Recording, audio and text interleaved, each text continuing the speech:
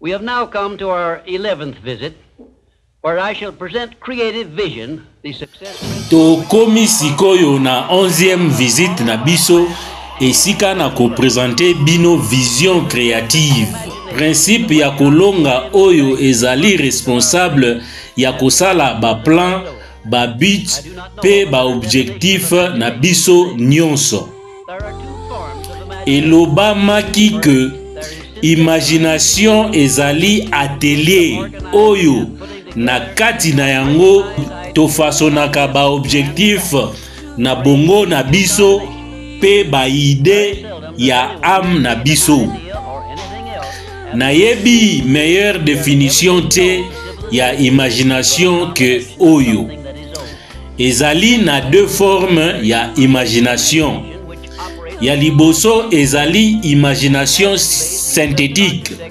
Oyo ezali ko-organiser pe kotia ensemble ba idée, ba concept pe ba fait oyo ezali reconnu pe ko-arranger yango na combinaison moko ya sika.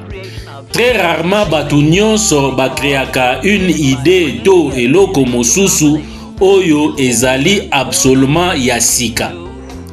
Presque eloko nyonso oyo eyebani na civilisation ezali combinaison ya eloko moko ezala kala.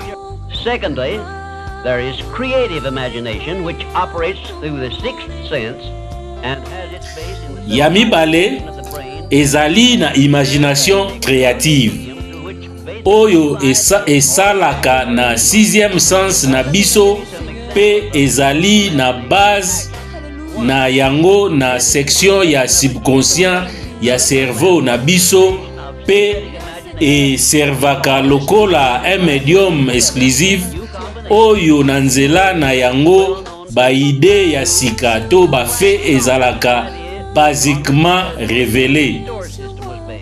Tika na pesa bino quelques exemples ya imagination synthétique na kati ya misala. 1. Invention ya Edison ya ampoule électrique à incandescence ezalaki création ya imagination synthétique parce que ezalaki créé par kosangisa na combinaison moko ya sika ba principe ya kala oyo ezali bien reconnu. 2. Clarence Saunders idée na ye oyo na kati na yango système ya monene ya magasin ya Angleterre ezalaki basé ezalaki résultat ya imagination synthétique parce que a defaki simplement plan ya ko servir ya cafétéria pe amemi yango na affaire ya magasin ya ba épices. Kasi malgré simplicité ya plan yango elobamaki que ememelaki organisateur na yango 4 millions de dollars durant les 4 premières années après kotia yango na misala. 3. Henry Ford's first automobile was created through synthetic imagination by the simple procedure of bringing together the well-known method of transportation. 3. Première automobile ya Henry Ford ezalaki créé na nzela ya imagination synthétique na nzela ya simple procédure ya kosangisa ensemble méthode moko bien connue ya transport. Punda na ane pe na propulsion ya machine na kosalela moto.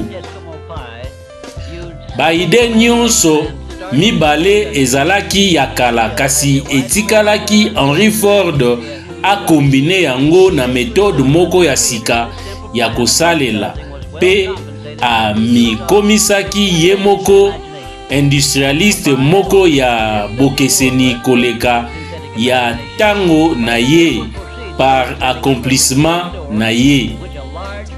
Na mentionné kutu fortune fabuleuse na ye te. 4.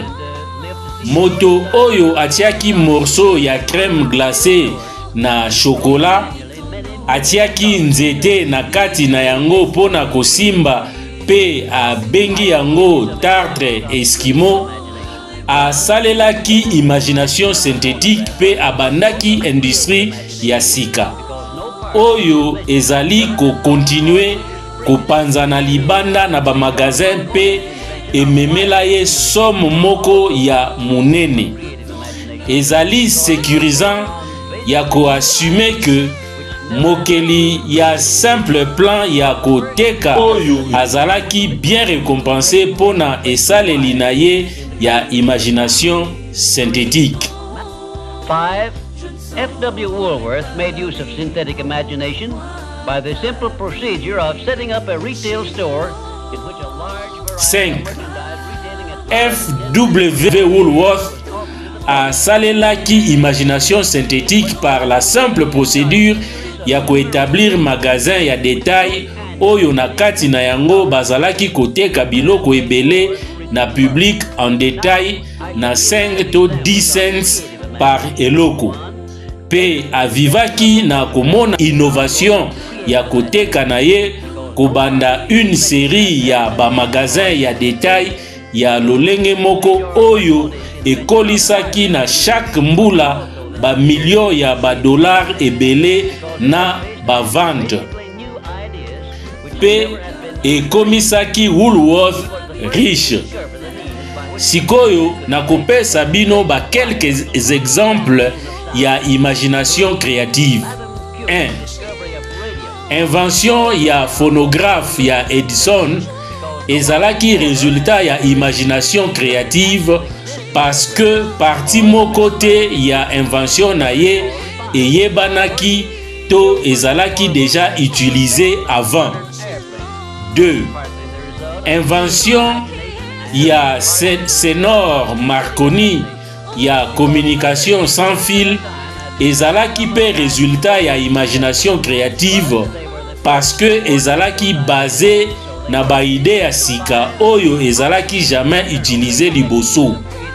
Azalaki mutu ya liboso ya ko découvrir moyen par lequel éther ya mokili ekokaki ko salelama pona ko remplacer ba fil to ba singa na tina ya ko transmettre ba son. 3.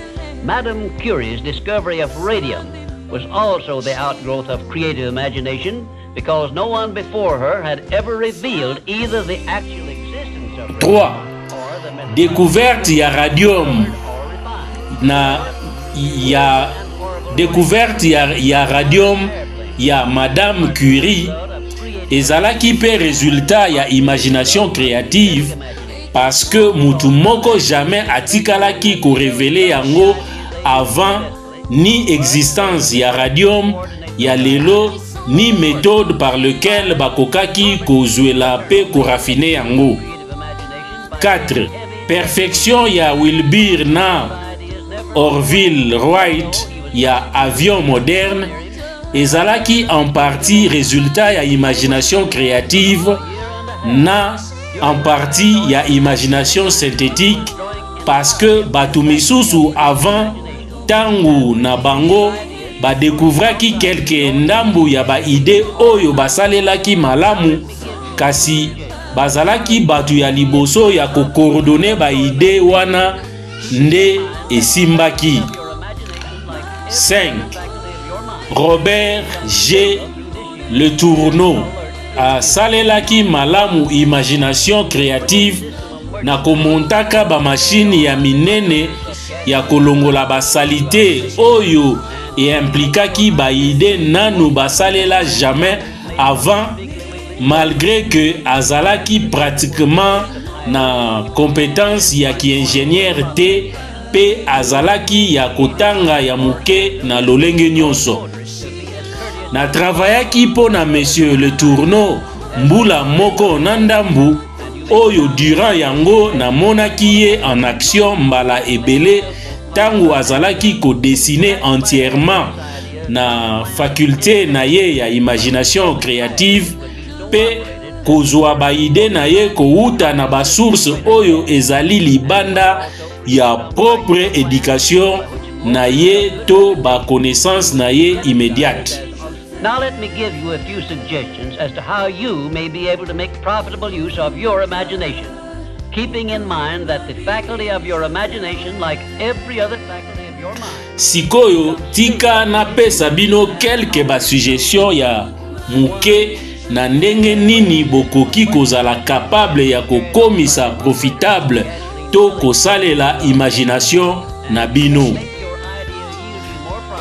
Kanga na mutu na yo ke faculté ya imagination na yo lokola faculté ya eloko nyonso mosusu ya makanisi na yo ekomaka sterile to ya kokangama esika moko na nzela ya kozanga kosalela yango ekomaka active to elamukaka na nzela ya kosalela yango.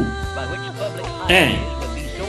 Créer système moko ya koteka o ekoki kotekama par ba opérateur ya ba station ya kotia essence à travers mboka mobimba pe ekoki kosala ke ide na yo ememela yo profit mingi koleka ndenge Clarence Saunders asalaki na plan ya magasin ya bangulu na ye. Peut-être système yango ekoki ko concerner biloko oyo ekoki kozala distribué par mbongo ya mabende na machine ya mbongo of service which benefit posterity by improving the youth. Give me a plan which will arouse